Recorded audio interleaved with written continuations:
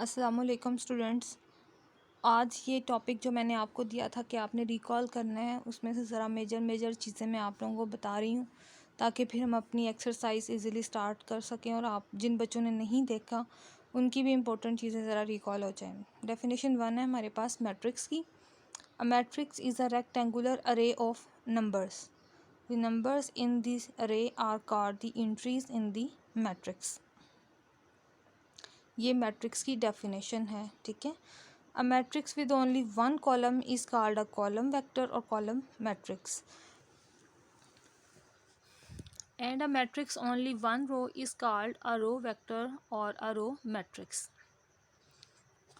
In example 1,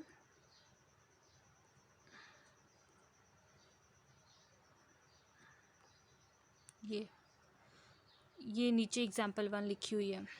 examples of matrixes, ये नीचे 4 examples given है, इनको हम कहते हैं मैट्रिक्सेस, ठीक है। मैट्रिक्स की सबसे इम्पोर्टेंट चीज़ होती है उसका ऑर्डर, कि वो किस ऑर्डर की लिखी होती है। जैसे इक्वेशन है, लीनियर इक्वेशन होती है, क्वाड्रेटिक इक्वेशन होती है, हमने हर एक को सेपरेट किया हुआ है उनके नेम्स के अकॉर्डिंगली। इसी तरह मैट्रिक्सेस के भी नेम्स हैं स्पेसिफिकली, और वो उनकी ऑर्डर के अकॉर्डिंगली होती हैं।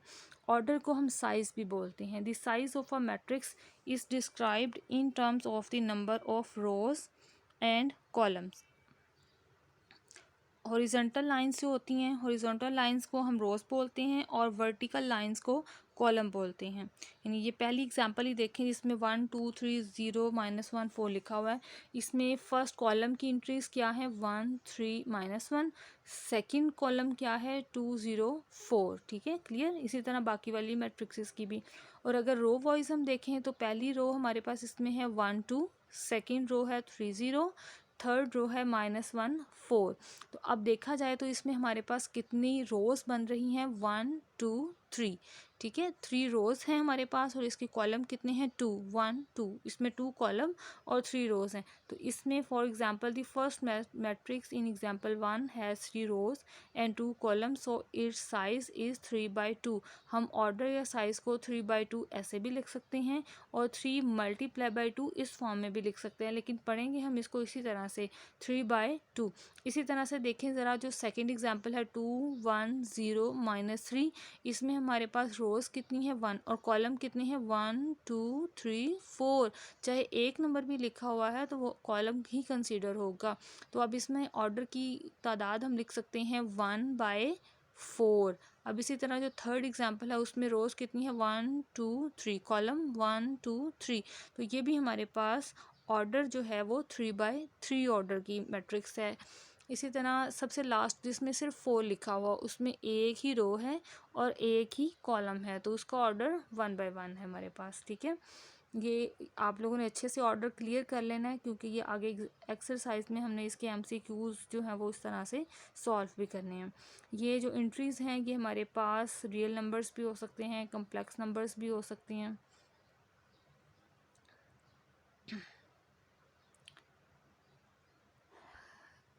ये एक और डेफिनेशन है हमारे पास, a matrix A with n rows and n columns is called a square matrix of order n। यानी जितना उसका ऑर्डर होगा उतना ही उसका हम कहेंगे कि ये उसी ऑर्डर की स्क्वायर मैट्रिक्स है। स्क्वायर मैट्रिक्स होने के लिए ज़रूरी है कि हमारे पास हमारी गिवन मैट्रिक्स में रोज़ और नंबर ऑफ़ कॉलम्स की तादाद सेम हो। जितनी रोज़ हैं उतने ही कॉलम होने चाहिए। अगर रोज़ और कॉलम सेम होंगे तो हर वो मैट्रिक्स हमारे पास स्क्वायर मैट्रिक्स होगी। The shaded entries A1, A2 up to so on ANN are said to be on the main diagonal of A। और ये इम्पोर्टेंट चीज़ है, दरमियान में से जो फर्स्ट नंबर से लेके लास्ट नंबर तक जो इंट्रीज हम चेकआउट कर रहे होते हैं वो सारी की सारी मेन डायगोनल की इंट्रीज होती हैं।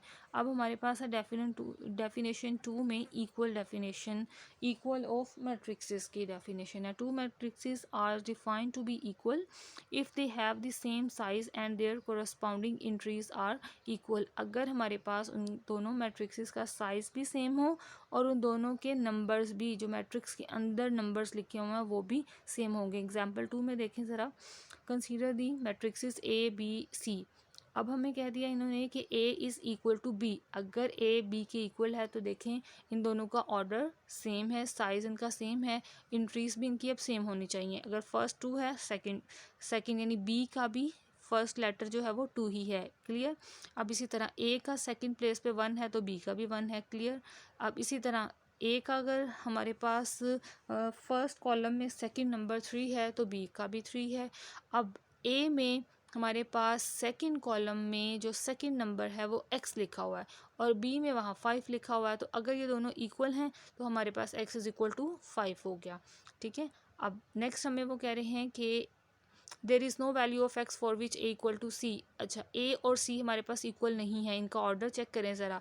ए का ऑर्डर तो हमारे पास 2/2 है ना, लेकिन सी मैट्रिक्स का ऑर्डर हमारे पास क्या है 2/3। जब इनका ऑर्डर ही मैच नहीं है तो हम इनमें इंट्रीज जो हैं वो इक्वेट नहीं कर सकते और नेक्स्ट फर्दर नंबर्स भी नहीं फाइंड कर सकते। डेफिनेशन 3 में हमारे पास है कि टू मैट्रिक्सेस ऐड और सब्ट्रैक्ट कब होती हैं, जब उनका साइज सेम हो। जब भी हमने ऐड या सब्ट्रैक्ट करना होगा किसी भी मैट्रिक्स को आपस में, तो हम सबसे पहले ये चेक करेंगे कि क्या इनका ऑर्डर सेम है। अगर तो मैट्रिक्सेस का ऑर्डर सेम होगा तो वो ऐड या सब्ट्रैक्ट हो सकती हैं, अदरवाइज़ वो ना ऐड होंगी ना सब्ट्रैक्ट होंगी। एग्जांपल 3 में देखें, ए और बी इन दोनों का ऑर्डर सेम है, सो ये प्लस और माइनस हो सकती हैं। लेकिन सी मैट्रिक्स का ऑर्डर ना तो ए से मैच है ना बी से मैच है, तो ये हमारे पास ऐड भी नहीं होगी और सब्ट्रैक्ट भी नहीं होगी।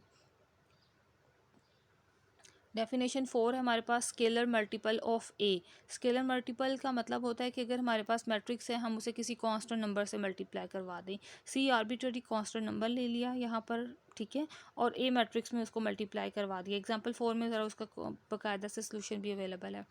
ए मैट्रिक्स गिवन है, 2 से मल्टीप्लाई करवाया हमने इसको, ठीक है। देखिए ज़रा, अब 2 से मल्टीप्लाई करवाने से क्या हुआ, ए के तमाम अंदर जो जितनी भी इंट्रीज मौजूद हैं उन सब को 2 से मल्टीप्लाई करवा दिया हमने, ठीक है। बी को -1 से मल्टीप्लाई करवाना था तो बी के अंदर तमाम इंट्रीज को -1 से मल्टीप्लाई करवा दिया। सी को 1/3 से मल्टीप्लाई करवाना था तो सी के अंदर मौजूद हर इंट्री को 1/3 से मल्टीप्लाई करवा दिया। अच्छा, अब इम्पोर्टेंट डेफिनेशन आ गई हमारे पास डेफिनेशन 5 प्रोडक्ट की। अच्छा, ये बेसिकली आपने प्रैक्टिस से ये चीज़ सीखनी है डेफिनेशन 5 वाली, ठीक है। If A is an m by r matrix and b is an r by n। ये देखिए ज़रा, r दोनों में सेम आ रहा है, लेकिन a में नंबर ऑफ़ कॉलम r है और b में नंबर ऑफ़ रोज़ r हैं, यानी ये दोनों चीज़ें सेम होनी चाहिए, a के कॉलम की तादाद और b के रोज़ की तादाद। Then the product A B is the m/n matrix whose entries are determined as follows. ये नीचे हम उसकी प्रोडक्ट अभी देखते हैं, लेकिन ये डेफिनेशन आपने यहाँ तक रखनी है, मैट्रिक्स तक, m/n मैट्रिक्स, ये डेफिनेशन यहाँ तक आपने याद कर लेनी है, ठीक है। देखिए ज़रा, ए बी का ऑर्डर क्या बन गया, ए की नंबर ऑफ़ रोज़ ले ली m और b का नंबर ऑफ़ कॉलम ले लिया n। ये एक्सरसाइज में क्वेश्चंस भी हैं और ये आपने प्रोसीजर, ये डेफिनेशन याद रखनी है। अगर ये याद रह जाएगी आपको तो एक्सरसाइज के क्वेश्चन मज़ीद ईजी हो जाएंगे आपके लिए। अच्छा, मल्टीप्लाइंग ऑफ अ मैट्रिक्स, ये कैसे मल्टीप्लाई करवाते हैं, ये प्रोसीजर यहाँ पे सबसे बेस्ट बताया गया। ये देखें साहब, जब भी हमने मैट्रिक्स को मल्टीप्लाई करवाना होता है ना, तो हम फर्स्ट रो को फर्स्ट कॉलम से मल्टीप्लाई करवाते हैं और मल्टीप्लाई करवाते वक्त फ़र्स्ट नंबर को फर्स्ट से मल्टीप्लाई करवाते हैं, फिर ऐड, फिर सेकंड नंबर को सेकंड से मल्टीप्लाई करवाते हैं। अभी मैं एक ही रो और एक ही कॉलम की बात कर रही हूँ, ठीक है। ऐड, फिर थर्ड नंबर को थर्ड नंबर से मल्टीप्लाई करवाते हैं और फिर ऐड कर लेते हैं। इसी तरह जितने नंबर्स हों उनको ऐड अप करते जाते हैं। देखिए ज़रा, 1 multiply by 4 plus 2 multiply by 0 plus 4 multiply by 2 is equal to, आगे नंबर नहीं थे तो इसलिए हम स्टॉप कर गए, ठीक है। अब ये सारा ऐड अप करने के बाद आंसर आ गया 12, तो ये फर्स्ट नंबर बनेगा हमारे पास 12, ठीक है। ये काम आप लोगों ने ऑलरेडी किया भी हुआ, लेकिन एक दफ़ा रिकॉल करवा रही हूँ आप लोगों को। इसी तरह नेक्स्ट किसी भी नंबर को हम इस डेफिनेशन से चेक कर सकते हैं। एग्ज़ाम्पल 6, हाँ, एग्ज़ाम्पल 6 में देखें ज़रा, ए बी सी के हमें साइज़ दिए हुए हैं। ए साइज़ गिवन है, ए के लिए 3/4, बी साइज़ गिवन है 4/7 और सी का साइज़ गिवन है 7/3। और हमें कहा गया है फाइंड करने के लिए A B is defined, A B यानी इनकी सबकी प्रोडक्ट्स उन्होंने कहा है कि चेक करके बताएं कि ये प्रोडक्ट हो सकती हैं या नहीं। ए बी हम पहले चेक करेंगे कि मल्टीप्लाई हो सकता है या नहीं। देखिए ज़रा, ए में नंबर ऑफ कॉलम 4, ऊपर डेफिनेशन जो हमने प्रोडक्ट की अभी पढ़ी है उसको देखते हुए हम इसको चेक कर रहे हैं, ठीक है। बी में number of rows is equal to 4 आ रहे हैं हमारे पास, तो ये दोनों एक कंडीशन क्लियर हो गई आर वाली, ठीक है, जो ऊपर आर गिवन था वो सेम हो गया। अब ये दोनों, इसका मतलब है ए बी हमारे पास प्रोडक्ट कर सकते हैं, इनकी प्रोडक्ट हो सकती है फाइंड, लिहाजा इनका आंसर जो आएगा उसमें रोज़ और कॉलम किस तरह के होंगे, तो नंबर ऑफ रोज़ होंगे आंसर के 3 और नंबर ऑफ कॉलम होंगे इनकी प्रोडक्ट के 7। So and is a 3/7 matrix B C, and is B C product is also defined, ठीक है, उनमें भी 7 7 सेम आ रहा है। And is a 4/3 matrix, C A is defined, क्योंकि देखिए ज़रा 3 3 सेम आ रहा है, तो ये भी पॉसिबल है। ये इस तरह के क्वेश्चंस भी आएंगे एक्सरसाइज में। ये इतनी लंबी चौड़ी ये जो है ना पार्टीशन मैट्रिक्स, ये नहीं करने की ज़रूरत अभी आपको।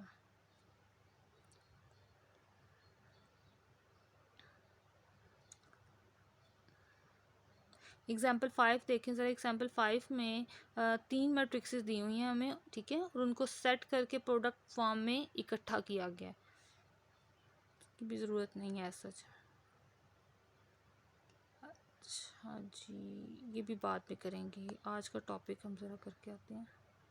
अच्छा जी, ट्रांसपोज ए गिवन है हमें, ट्रांसपोज में हमने क्या करना है, डेफिनेशन देखें, definition 7, if A is any m by n matrix then the transpose of A denoted by A transpose is denoted to be n by m matrix। देखें पहले ऑर्डर क्या था m का, m by n, और transpose के बाद order क्या बन गया, n by m। ये बात भी आपने अच्छे से याद रखनी है, ओके, ठीक है।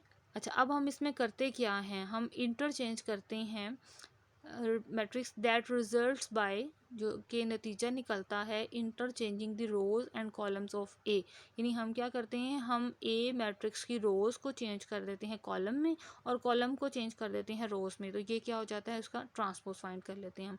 एग्जांपल 10 में देखें ज़रा, बी गिवन है, उसमें बी का ट्रांसपोज है, 2 3 रो था, नीचे कॉलम बन गया, 1 4 रो थी सेकंड, नीचे सेकंड कॉलम बन गया, इस तरह से, ठीक है। 4 जो सिंगल नंबर था उसका तो ट्रांसपोज पॉसिबल नहीं है, जो है वही नीचे आ जाएगा, वही उसका ट्रांसपोज होगा।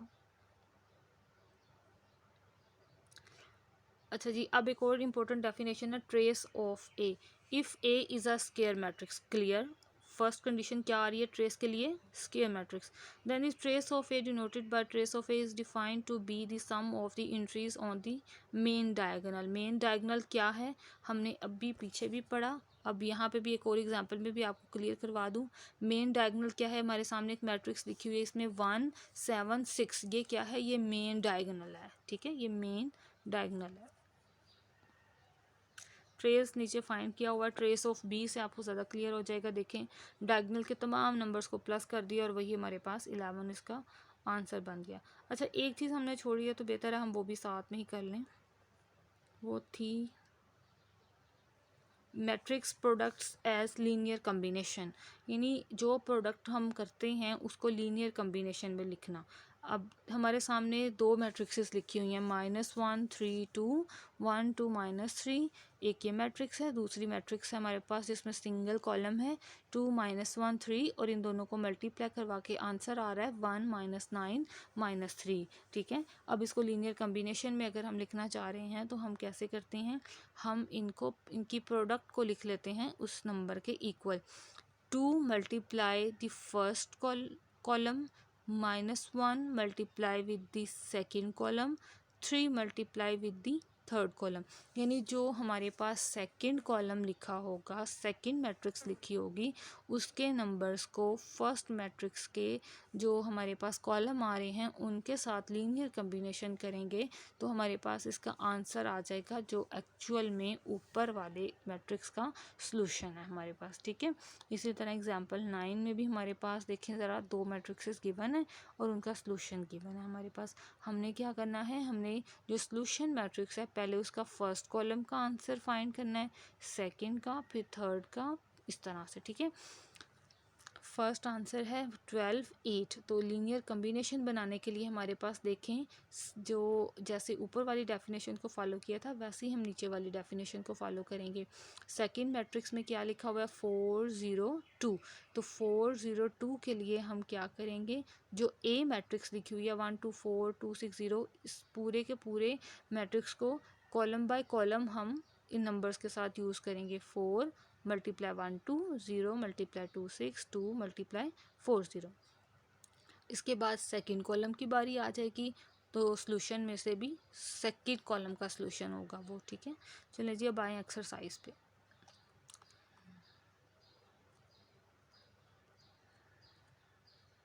एक्सरसाइज में फर्स्ट क्वेश्चन है suppose that A B C D and E are matrices with the following sizes. हमें साइजेस गिवन हैं और अब हमने फाइंड क्या करना है, determine whether the given matrix expression is defined for those that are defined give the size of the resulting matrix. सबसे पहले हमने रिजल्ट बताना है बी ए का, ठीक है।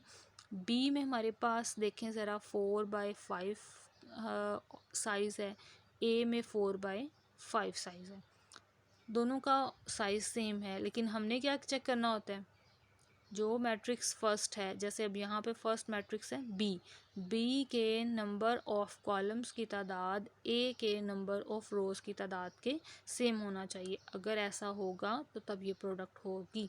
फाइंड बी में नंबर ऑफ कॉलम कितने हैं 5, ए में नंबर ऑफ रोज़ कितने हैं 4, बोथ आर नॉट इक्वल, लिहाजा इनकी प्रोडक्ट भी फाइंड नहीं की जा सकती, ठीक है। इसके बाद है नेक्स्ट ए सी प्लस डी। अब बच्चों यहाँ से ए सी जब हम इनको प्रोडक्ट करें तो इनका ऑर्डर यानी आफ्टर मल्टीप्लायर ए सी का ऑर्डर डी के ऑर्डर के इक्वल होगा तो ये ऐड हो सकेंगे। ए सी को ज़रा मल्टीप्लाई करवा के चेक करते हैं। अच्छा 4/5 5 number of column in C 5 number of rows, दोनों सेम हो गए, ये मल्टीप्लाएबल हैं। इन दोनों को मल्टीप्लाई करके ऑर्डर क्या बनेगा 4/2। तो ए सी की साइज़ हमें मिल गया 4/2, डी का साइज़ भी सेम है, सो ये ऐड हो सकते हैं और इनका साइज़ भी क्या होगा 4/2। जो साइज़ फाइंड किया जा सकता है उसको हम साइज़ बता देंगे, जो नहीं फाइंड किया जा सकता उसको अनडिफाइंड कह देंगे, ठीक है। अच्छा अब इसी तरह ये क्वेश्चन नंबर 2 है, इसमें भी ऑर्डर्स गिवन है। इसमें से मैंने कुछ पार्ट हल किए हैं क्वेश्चन नंबर 2 में से, क्योंकि इनका आंसर नहीं लिखे हुए यहाँ पे, तो वो मैं आपको सेंड करती हूँ अभी, ठीक है। क्वेश्चन नंबर 3 है। क्वेश्चन नंबर 3 में देखें सिंपल सब्ट्रैक्शन मल्टीप्लिकेशन है, ट्रेस फाइंड करना है, ये चीज़ें देख लीजिएगा, ठीक है। इसी तरह क्वेश्चन नंबर 4 में भी, क्वेश्चन नंबर 4 में लिखा हुआ है using the matrixes in exercise 3। ये एक्सरसाइज 3 की बजाय ना ये लिखा हुआ है एक्सरसाइज नहीं है वो एक्चुअल में आपने क्वेश्चन नंबर 3 के स्टेटमेंट को लेके सॉल्व करना है। क्वेश्चन नंबर 5 में भी वो अगेन एक्सरसाइज 3 की बात करें तो आपने क्वेश्चन नंबर 3 के सॉल्व करना है इसके लिए भी, ठीक है। और ये आपको मैं टिप बता दूं कि जब भी आपने मल्टीप्लाई करना है, ट्रांसपोज लेना है, तो हमेशा सबसे पहले ब्रैकेट वाले को फर्स्ट पहले सॉल्व करना है, उसके बाद आपने ब्रैकेट के बाहर वाले को आके हल करना है, ठीक है। यहीं पे देखें जो सामने मेरे लिखा हुआ है एच सी ट्रांसपोज बी, आपने सबसे पहले क्या करना है सी ट्रांसपोज और ए ट्रांसपोज फाइंड कर लेना है, फिर सी ट्रांसपोज बी को पहले मल्टीप्लाई करना है, जब इनका आंसर आ जाएगा फिर उसको ए ट्रांसपोज से मल्टीप्लाई करवाना है। क्वेश्चन नंबर 6 भी इसी तरह से ही है। क्वेश्चन नंबर 7 देखें ज़रा, ए बी गिवन है और हमें क्या फाइंड पूछा क्या जा रहा है, first row of A B, यानी आपने ए और बी को मल्टीप्लाई करवाना है और नीचे वाली चीज़ें आपने बतानी है, 7 वाली भी और 8 वाली भी, इसमें यही कुछ ही पूछा हुआ है आपसे। कहीं फर्स्ट रो पूछ रहे हैं, कभी कॉलम पूछ रहे हैं, ए भी मल्टीप्लाई पूछा जा रहा है, बी मल्टीप्लाई पूछा जा रहा है। और क्वेश्चन नंबर 9 में इसको लीनियर कम्बिनेशन में लिखा हुआ है, ठीक है। ये अगर ये ना क्लियर हुआ लीनियर कम्बिनेशन का तो फिर मुझे बता दीजिएगा, सीआर मुझे बता देना आपने, तो फिर मैं इसके हवाले से भी आपको बता दूंगी इन डिटेल। क्वेश्चन नंबर 11 देखें, 9 और 10 में लीनियर कम्बिनेशन वाले पार्ट्स दिए हुए हैं, ठीक है। अब आपने क्या करना है, जो एक्सरसाइज लिखते हैं वो एक्चुअल में क्वेश्चन नंबर होता है। अच्छा क्वेश्चन नंबर 11 देखें, हमें कहा जा रहा है कि लीनियर सिस्टम को AX is equal to B में चेंज करें। तो अब हमने इस सिस्टम को मैट्रिक्स में चेंज करना है। वेरिएबल के कोफिशिएंट्स बन गए मैट्रिक्स, ये आंसर साथ में लिखे हुए हैं, यहीं से साथ देख भी लें। मैट्रिक्स को में चेंज करना है तो वेरिएबल के कोफिशिएंट की मैट्रिक्स बन जाएगी पहले, फिर एक्स मैट्रिक्स आएगी, ठीक है। एक्स मैट्रिक्स में हमने क्या करना है, जो गिवन वेरिएबल्स होंगे उनको कॉलम वाइज लिखना है हमने, x1 x2 x3 को सिंगल कॉलम बना देना है। और जो बी बनेगा हमारे पास वो एक्चुअल में हमारा सोल्यूशन है। पहले तो मैट्रिक्स में इसको साथ लिखते थे ना, लेकिन अब इन्होंने फॉर्मेट कहा है AX is equal to B में लिखें, तो अब सोल्यूशन इक्वलिटी की राइट साइड पर चला जाएगा। क्वेश्चन नंबर 12 भी इसी तरह से ही है। क्वेश्चन नंबर 13 में ज़रा उन्होंने कहा है मैट्रिक्स गिवन है और इक्वेशन हमने खुद बनानी है, तो सिंपल इसमें क्या करना है, फर्स्ट रो को कॉलम से मल्टीप्लाई करवाना है, फिर सेकंड रो को सेकंड कॉलम से मल्टीप्लाई करवाना है, थर्ड रो को अगेन कॉलम से मल्टीप्लाई करवाना है, और वो इक्वेशंस बन जाएंगी हमारे पास, ठीक है। फर्स्ट इक्वेशन 2, सेकंड इक्वेशन 0 के लिए, थर्ड इक्वेशन 3 के लिए। क्वेश्चन नंबर 15 और 16 आपको मैं सॉल्व करके भी सेंड करती हूँ, ताकि आपको 15 जो आके आप एक्चुअल में आंसर भी आपके पास गिवन है, आपको सॉल्व करना इजी रहे। क्वेश्चन नंबर 17 और 18 दोनों सेम है, इनमें से आपको मैं थोड़ा गाइड करूँ कि इनको कैसे करना है आपने।